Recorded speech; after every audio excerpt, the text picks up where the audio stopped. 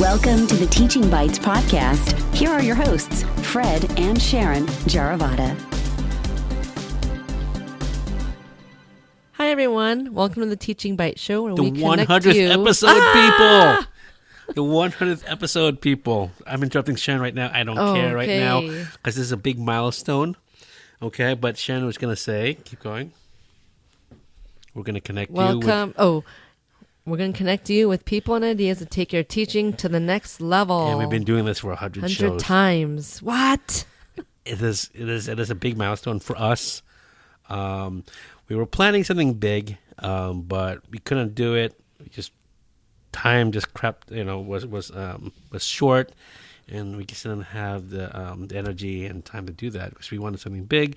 But we'll probably save that for a later milestone. Maybe 200. Or 150 or 101. Mm-hmm. We made the 101st episode. We don't know. Yeah. But I'm sitting back right now, sitting by my microphone, and I'm holding a glass of wine. That we're sharing. We're celebrating 100. I didn't think we would be here at this time. I mean, it's so amazing to think about. I mean, we started in 2014, late 2014. It's 2017 now. We're very blessed. We're very lucky. We're very appreciative of what we've done, what the people we've connected with, and all that. I mean, it's just mind blowing how we're still here and we're not going anywhere. Yeah, and we really appreciate you being there, whether you started with us at episode 1 or anywhere. It's nice. Mm-hmm. It's nice to have. And we do see that. We do see incredible growth for us. We do see our numbers of downloads and listens. It's amazing right now. We're in the we're getting thousands of hits per month. So it's amazing, and it's a great feeling. It's also humbling that you take the time of listening to us in our ramblings and our sometimes incoherent ramblings of teaching. But what we share is all honest. Is all it may not be the best solutions, but there are options that you hopefully can take. And again, we're very happy. But on this episode right now, we're going to do some quick reflection on the past 100 episodes. All right? Yeah, let's go back to the number 1 episode. Okay, so before even the first episode, why did we start podcasting? Well, I like writing, but writing for me takes a long time. So blogging was there. I know it was easy to do. I could do it, but it takes a long time. And there's something that's missing behind the words. I mean, you can hear it right now. You can hear my voice. The hesitation that I'm explaining to you with blogging. I'm not knocking off blogging. It just didn't work for us at this time. Mm-hmm. Sharon and I, we have 2 young boys, as you know, and time. We only are able to blog. I mean, to create podcasts at night when the boys are asleep, and we're here in the living room. It's a mess, but it's a great way for us to connect with you and for listening to our voice. So that's why we chose podcasting. And why did we choose to do a podcast anyway? We wanted to share our ideas. We wanted to share our experiences. It's also another way for us to reflect on our own teaching.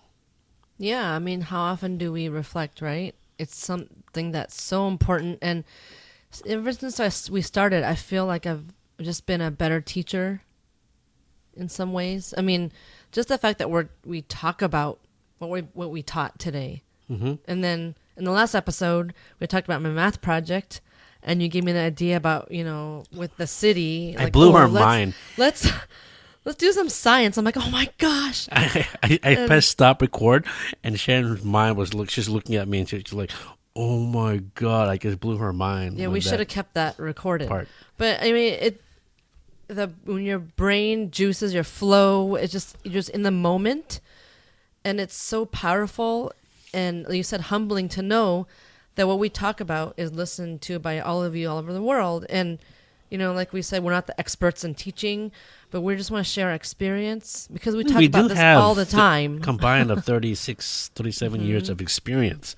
It's something. Yeah, and it's been fun. I mean, thinking about this journey of podcasting. And right? so I had to learn a lot about this podcasting, the mics that we're using. The thing is, I wanted a podcast. I've been listening to podcasts like a year before that, and I was inspired to make a podcast, but I wanted a podcast that actually sounds really, really well. I wanted a high quality sounding podcast. There's a lot of podcasts out there, and a lot of podcasts, there's some stats I read that a lot of podcasts die around the 8th episode, and a lot of podcasts aren't highly produced. Our podcast, it's not highly produced, but we were able to get really good mics on a budget, and a mixer on a budget, and a digital recorder on a budget. So we were able to get all these good stuff. That's why we're able to produce something sounds really, really good. Okay, and it helps us. It makes us proud of what we do, and that's I guess that's what I really wanted to have, a high quality sounding podcast with some pretty good content on there. Yeah, I mean, if it doesn't sound good, no one's going to want to listen to us, right? And I know you have. I know, no matter how good your podcast is and how the topic is and all the stuff, and if it sounds like crap, it's going to be hard to stick with it. Right. That's what I've learned, at least. But I mean, there's value into those other podcasts, and that's fine. But we definitely wanted to take this road of investing the equipment and time to bring you, the listener, a better experience. And just so all of you know, this is something that, excuse me, Fred took the reins of this whole thing. This is something that he investigated into, he researched on, and I was like, I've heard podcasts, but I'm like, wow, I'm going to be a producer and everything, and I was nervous about it, and I didn't really understand why we're doing this until, of course, later on. And of course, now, I totally wholeheartedly agree, but I didn't understand why this would help us until I started listening to other podcasts and like, wow, this is powerful. It's very powerful. We're hitting 80 countries. Wow. We're being listened to in 80 countries. So that's very, oh my gosh, we're hitting 80 countries. Imagine that. I mean, we're hitting all the continents, except probably Antarctica. Yeah. No one there listens to us. I think there's a bunch of scientists over there. A bunch Right. of nerds. But whatever. But if you are out there in Antarctica, we love you. But yeah, so yeah, go ahead, Sharon. Sorry to interrupt. Yeah, so, like I said, I wasn't sure about all this, but it's the fact that the podcast I've discovered as we went on is like our main vehicle. You guys share know with the we world. have we have our social media platforms. We have our blog, and we have our Facebook and all that, and a mailing list. But I discovered how this, I'm like, now I get what you mean. This is our main vehicle to share ideas. And it's so fun because we sit here. Of course, I have really corny jokes, and Fred's like, yeah. But, it's, I have awesome jokes, guys. Yeah, he does. I'll have to admit it. That's why she married me, I guys. know. But it's so, like you said, humbling, 80 countries, and it's only just a piece of equipment. And we could do this anywhere. We've done this in Hawaii on a trip. We've recorded in another city, in the car, and you don't need much to produce it. Now, so I said earlier that I wanted to invest in better equipment, and we did. But if you are interested in doing a podcast, do it. Just do it. Do you need all this fancy equipment that we have? No, you do not need a mixer. You do not need these dynamic mics. You don't need all this stuff that we have. You can just go ahead and create a podcast. Go ahead. If it's easy, go and do it on your iPhone, your smartphone. Record your thoughts, and then edit it together with some free software like GarageBand or Audacity, and then just publish it on iTunes. That's it. You're up there. People are going to listen to you. Mm-hmm. Yeah. Right. Mm-hmm. So get your ideas out there. Bring your thoughts, ideas. Connect with people that way, and it's amazing. I definitely encourage you to have a podcast. Any listener out there, do it. If you have any questions, just let me know. Fred@teachingbytes.com. Email me. I'll help you out. I ran a podcasting class the past semester. I loved it. It wasn't the best solution environment because it was With your students. with my Don't forget students, that. yeah, with my seventh grade students, and because it was just it was shared environment with 3 other sections. There's 3 other elective classes happening. It's just really hard. There's a lot of background noise, but I'm going to produce that, and then I'm going to share that also, a little bit of that. Get to see the kids loved it. Last week, helped my high school girls. They loved the sound of this podcast. But anyway, we're going too deep on the sound, the technical aspects of this podcast. But let me ask you this question, Sharon. Mm-hmm. How did you feel when you hear your voice at first on the podcast, and the way you presented yourself, and compared to today? Well, I've always didn't like my voice, especially if you hear on an answering machine. Back in the day, we had answering machines, and I didn't really like it. Or even watching videos of me teaching, I'm like, my voice.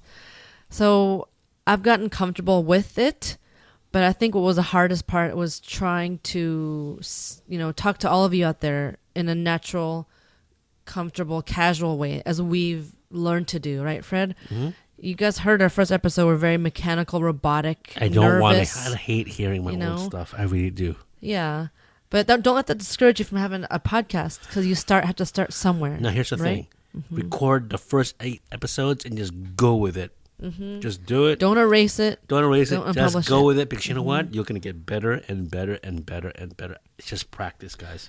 Just practice. Yeah, and it shows everybody that there's a journey to it. There's no one. We didn't start like this. Now, the also Right? part, also, not just the sound of my voice, but the stuff that I was talking about, this imposter syndrome I keep referring to.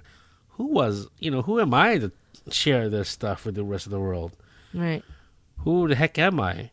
I don't have a PhD. I don't. I have 18 years of experience. Yes, I do. But who am I? I don't have a book. I don't have this. I don't have this. Yeah, I haven't been on all TV this before. stuff. I'm I not am a celebrity. An authority, But I think a lot of people appreciate the non-authority people sharing their ideas. I think, I hope we are relatable to you.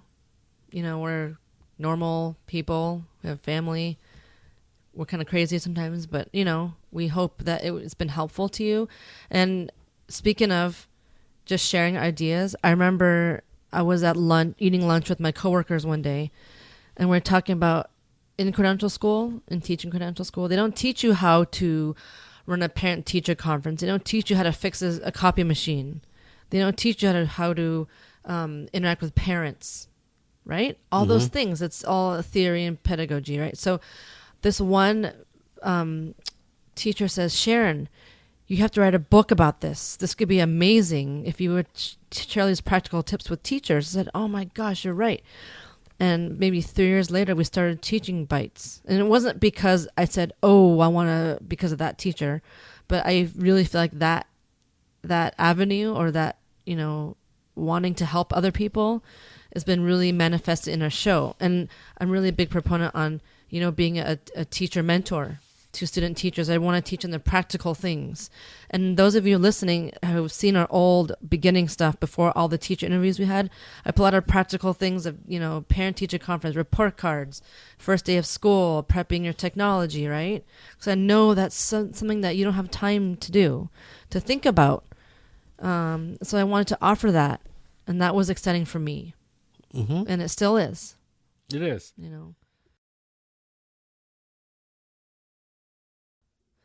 A word from our sponsor. This show is brought to you by Rhoda Design Studios. Hey, Fred. Hey, what's up? Do you remember your first year of teaching? Oh, gosh, yeah. It was such a mess. I didn't know what I was doing. It was just a big, hot mess. Yeah, and that first year you think about how could I have prioritized my time more, right? Yep. Mm-hmm. Yeah. And so I could have saved so much time if I used a teacher's schedule cards on teacherspayteachers.com rather than making my own on sentence strips until my hands were so sore. Now, TPT is huge. Which teacher author are you talking about who has that resource? Right. I'm talking about Rhoda Design Studios, teacherspayteachers.com store. She offers no prep to low prep materials for 2nd through 5th grade teachers, such as task cards, interactive activities for independent work, and classroom management for math and language arts. Just print, laminate, and use right away. So save time for those important tasks and let Rhoda Design Studios, teacherspayteachers.com store do the work for you. Find your store at the teacherspayteachers.com website. Search Rhoda, RHODA, Design Studio. Thank you. Cool. All right.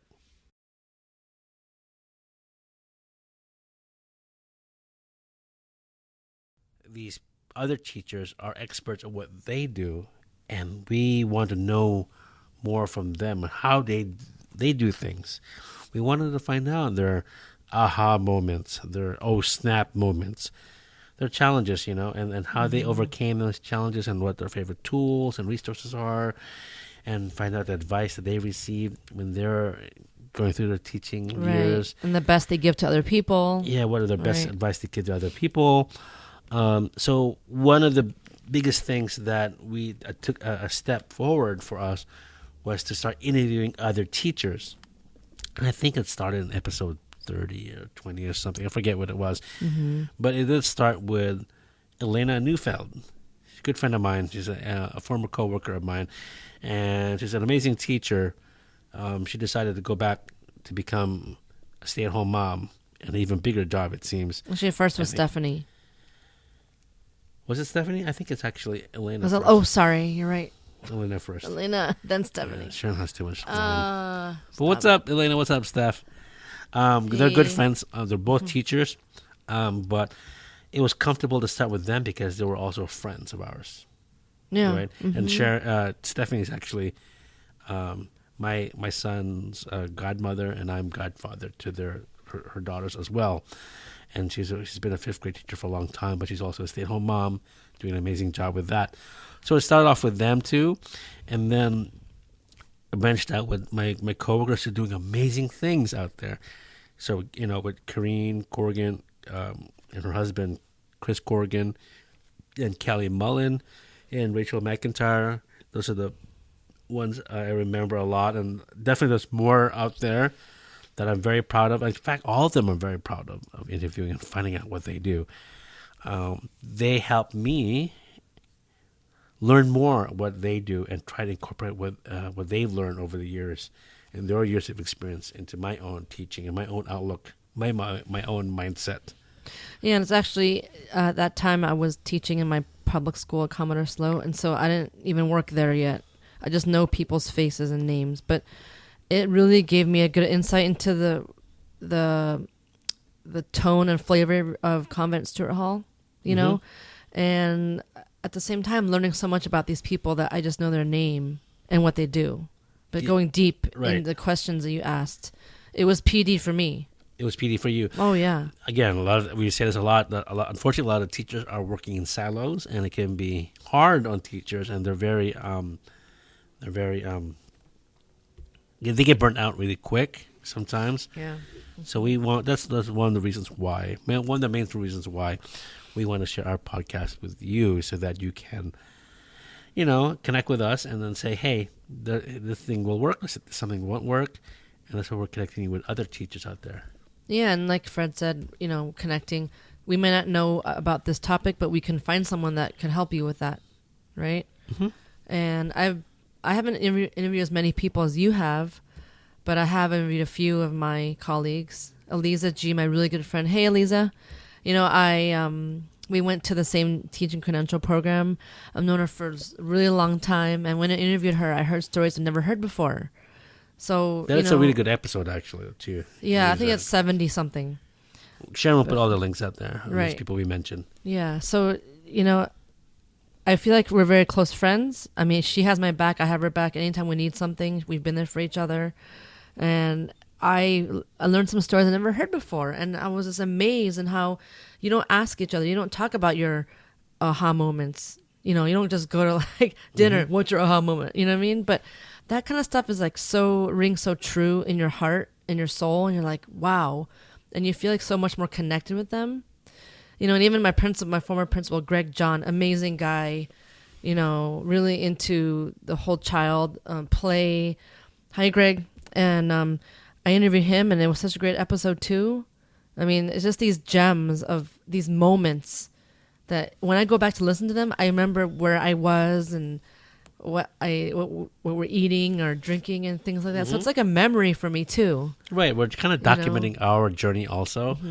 I think that's a great thing. That's why one of my favorite episodes with Chris Corrigan, that we were in a bar, 7 Mile House here in San Francisco, a historical restaurant. If you have a chance, if you visit San Francisco, go down to that bar, 7 Mile House in San Francisco. But yeah, what also the next step from interviewing people is our interviewing style. Now, Sharon and I, well, at least with me, I had to develop that skill, and I am still developing that skill of interviewing teachers out there. You know, I have a set of questions that I took from various places, from StoryCorps to John Lee Dumas to Pat Flynn and all those amazing other entrepreneurs out there asking these questions. But I'm trying to develop my own style and get comfortable with it and not read off these questions. Really try to listen and really try to dive deeply into that person's story, find out more. And I'm learning that. I want to be like the Oprah Winfrey style of interview, or the Larry King, or the Barbara Walters, or Ellen DeGeneres. Oh, you know, yeah. That style, you know, having more fun, cool things to do, you know. But I'm trying to develop that style of interview where I have to listen more. That's the biggest thing. Listen more and feed off of that. Right. So a lot of empathy, a lot of let the other person talk.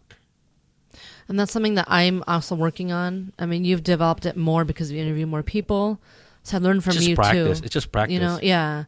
And just trying to not to like talk so much myself and read. So, you know, if you hear us out there, you see our progress and how we're trying to make it better. And, you know, we want to make it something that's fun to listen to and informative too. Now, a next part of our journey of this first 100 episodes is that we are connecting with people in a non-podcasting way. In fact, in a way that's personal. We actually meet face to face, right? You want to share that story real quick? With Caroline. Oh, yeah. Yes. Sorry.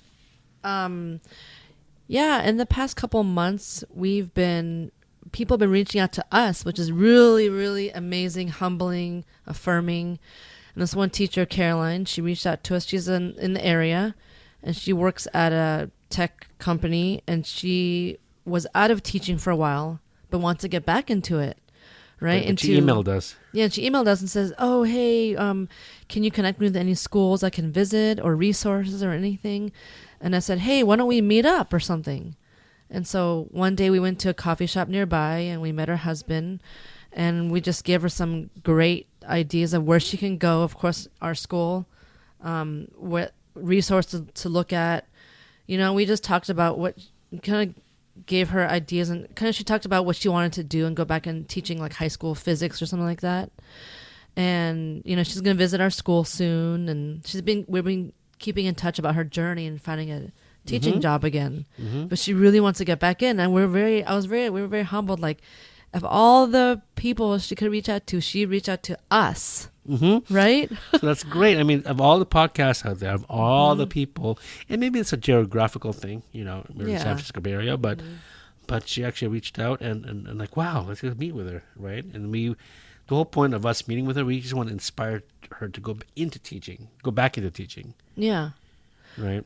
Yeah. And so she's been leaving nice comments in our blog, which is great, you know, things like that. And another part, we get a postcard. Postcards, oh my gosh, getting a postcard from a person. Oh yeah, from this guy John. That doesn't happen. That doesn't happen at all. The beginning of our journey. Teaching Bites, this gentleman, he heard our podcast episode. I forgot which one it was about. but he wrote us a letter. Our teachers, learners too, I believe. That was the Oh, name. yeah. He was a postal worker, substitute, subbed everywhere. But the thing know. is, he connected with us. He actually took the time to email us, Yeah, and right? and then And excuse me, he wrote a he wrote a postcard. postcard. We even took a picture, and I was like, all like my hairs were standing up on my arms because I was like, couldn't believe this person wrote a postcard. I had to read it again and again before I showed it to you.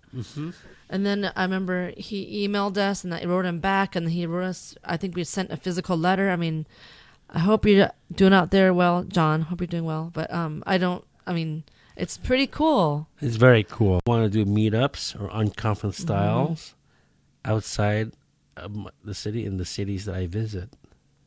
Yes. Like I'm going to Austin. I'm going to Austin, Texas, for the South by Southwest EDU coming up in March 5 through 9. That's going to be amazing. Me and a few of my faculty members are going, and we're going to go there and go learn and just soak up the Texas sun and the barbecue over there and just have a good time. And if you're in the area, please come by. Email me at fred@teachingbytes.com. Let's connect over there, Austin, Texas, for the South by Southwest EDU. All right, check that out. But that's what I want to do. I want to go to fly in. One day I want to go to fly into New York. Hey, guys, I'm going to be in New York coming up, in New York City. Let's meet up. I want to do like that kind of spontaneous meetups like that.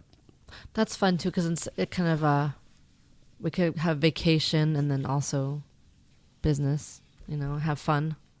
Well, not really business, but more like you're just having fun, connecting with our audience, and just hey, we want to reach out and just like take selfies, take Instagram pictures together, and all that stuff. But yeah, that's one of the best things. That the next goal for the next 100 episodes or so is to meet you face to face. Yeah, I've always wanted to know who you all are, because every time we see these really awesome numbers of downloads, I'm like, I wonder who these people are. It's nice to know, but where are you from? What do you do? It'd just be nice to like meet you and talk to you. Right. So, and I'm trying to design a thing where we want to get your voice on our podcast also, and I think that'll be amazing for you to share your questions that you may have. That'll be coming down the pipeline or so. So watch out for that. But yeah, so those are the first 100 episodes that I learned a lot from the technical aspects to getting comfortable with our voices, getting comfortable with interviewing people, developing my interview style, and connecting with people, real life people. Even though these download numbers are very impressive, I've always got to even remember more that they are people. yes, very There are important. people listening to us.